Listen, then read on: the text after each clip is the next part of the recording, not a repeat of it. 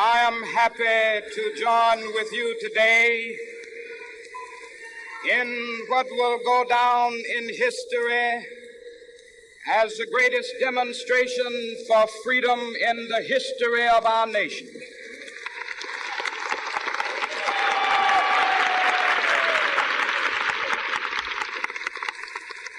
Five score years ago, a great American in whose symbolic shadow we stand today signed the Emancipation Proclamation. This momentous decree came as a great beacon light of hope to millions of Negro slaves who had been seared in the flames of withering injustice. It came as a joyous daybreak to end the long night of their captivity. But 100 years later, the Negro still is not free. 100 years later, the life of the Negro is still sadly crippled by the manacles of segregation and the chains of discrimination. 100 years later, the Negro lives on a lonely island of poverty in the midst of a vast ocean of material prosperity. 100 years later, the Negro is still languished in the corners of American society and finds himself in exile in his own land. And so we've come here today to dramatize a shameful condition. In a sense, we've come to our nation's capital to cash a check. When the architects of our republic wrote the magnificent words of the Constitution and the Declaration of Independence, they were signing a promissory note to which every American was to fall heir. This note was a promise that all men, yes, black men as well as white men, would be guaranteed the unalienable rights of life, liberty, and the pursuit of happiness. It is obvious today that America has defaulted on this promissory note insofar as her citizens of color are concerned. Instead of honoring this sacred obligation, America has given the Negro people a bad check, a check which has come back marked insufficient funds.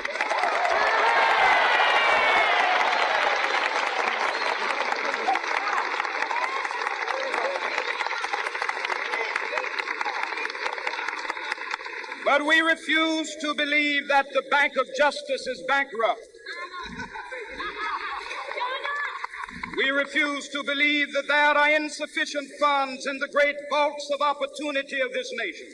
And so we've come to cash this check, a check that will give us upon demand the riches of freedom and the security of justice.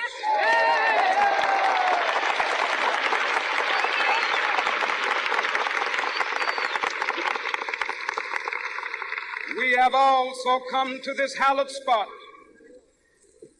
to remind America of the fierce urgency of now. This is no time to engage in the luxury of cooling off or to take the tranquilizing drug of gradualism.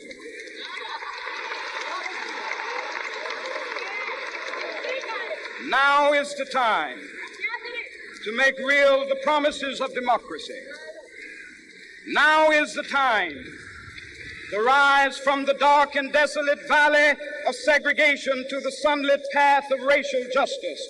Now is the time to lift our nation from the quicksands of racial injustice to the solid rock of brotherhood. Now is the time to make justice a reality for all of God's children.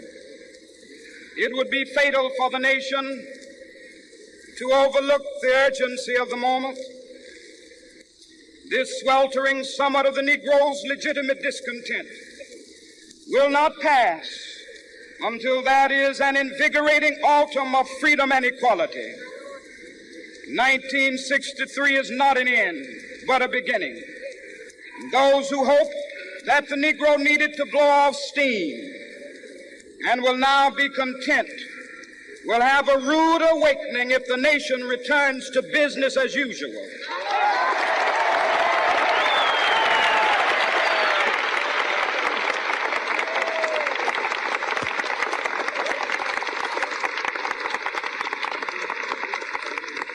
There will be neither rest nor tranquility in America until the Negro has granted his citizenship rights.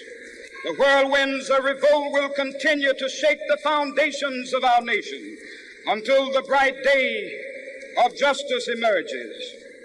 But that is something that I must say to my people who stand on the warm threshold which leads into the palace of justice.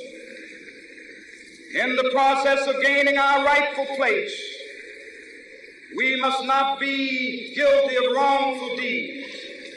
Let us not seek to satisfy our thirst for freedom by drinking from the cup of bitterness and hatred.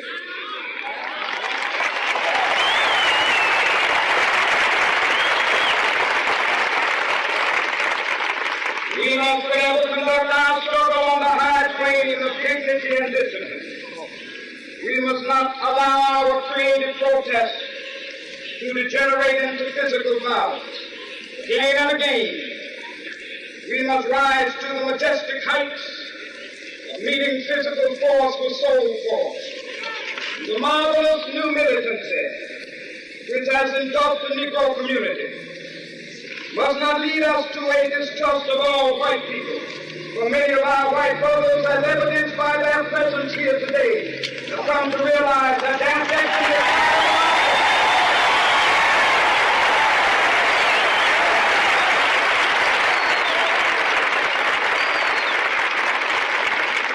they have come to realize that their freedom is inextricably bound to our freedom. We cannot walk alone. As we walk, we must make the pledge that we shall always march ahead. We cannot turn back. There are those who are asking the devotees of civil rights, when will you be satisfied? We can never be satisfied as long as the Negro is the victim of the unspeakable horrors of police brutality. We can never be satisfied. As long as our body is heavy with the fatigue of travel, cannot gain lodging in the motels of the highways and the hotels of the city.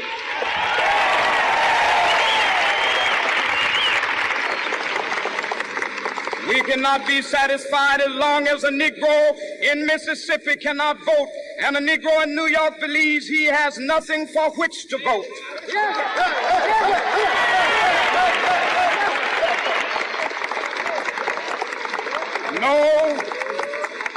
No, we are not satisfied, and we will not be satisfied until justice rolls down like waters and righteousness like a mighty stream.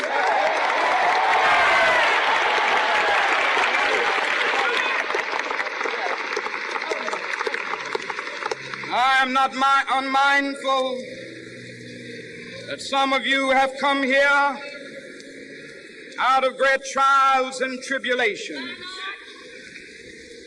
Some of you have come fresh from narrow jail cells. Some of you have come from areas where your quest for freedom left you battered by the storms of persecution and staggered by the winds of police brutality. You have been the veterans of creative suffering. Continue to work with the faith that unearned suffering is redemptive. Go back to Mississippi. Go back to Alabama. Go back to South Carolina. Go back to Georgia. Go back to Louisiana. Go back to the slums and ghettos of our northern cities, knowing that somehow this situation can and will be changed. Let us not wallow in the valley of despair, I say to you today, my friends,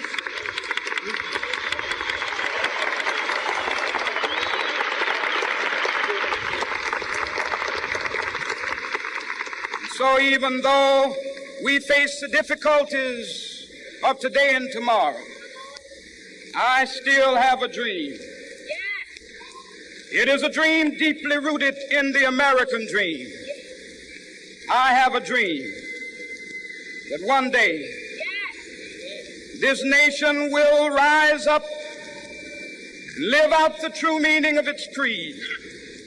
We hold these truths to be self-evident, that all men are created equal.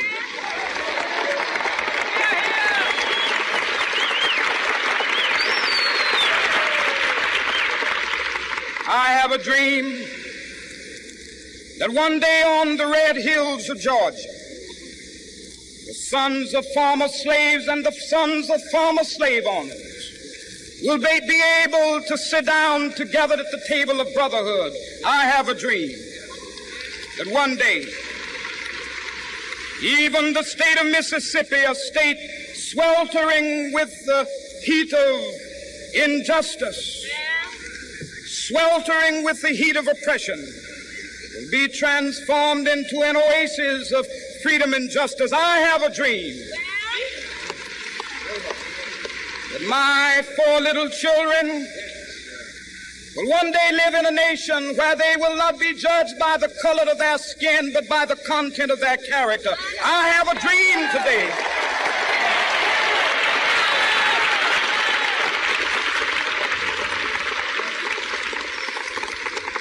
I have a dream that one day down in Alabama, with its vicious racists, with its governor having his lips dripping with the words of interposition and nullification, one day right there in Alabama, little black boys and black girls will be able to join hands with little white boys and white girls as sisters and brothers. I have a dream today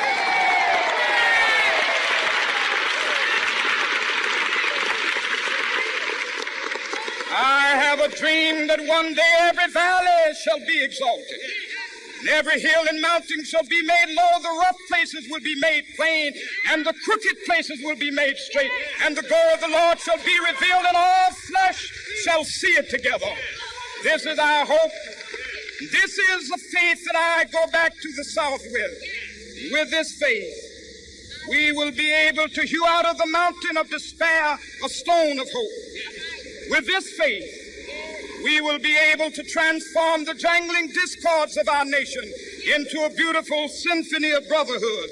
With this faith, we will be able to work together, to pray together, to struggle together, to go to jail together, to stand up for freedom together, knowing that we will be free one day.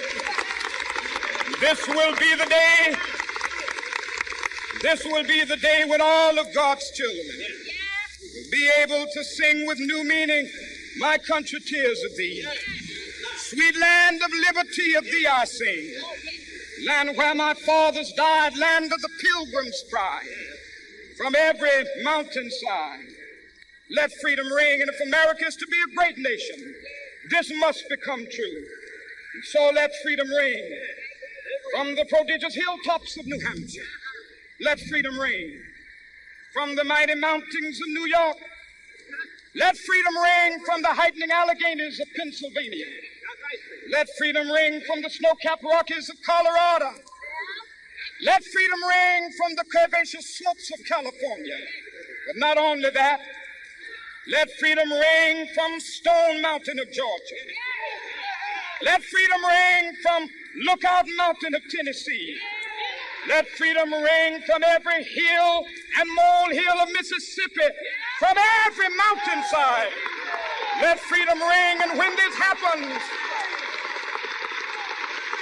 when we allow freedom ring, when we let it ring from every village and every hamlet, from every state and every city, We will be able to speed up that day when all of God's children, black men and white men, Jews and Gentiles, Protestants and Catholics, will be able to join hands and sing in the words of the old Negro spiritual, free at last, free at last. Thank God Almighty, we are free at last.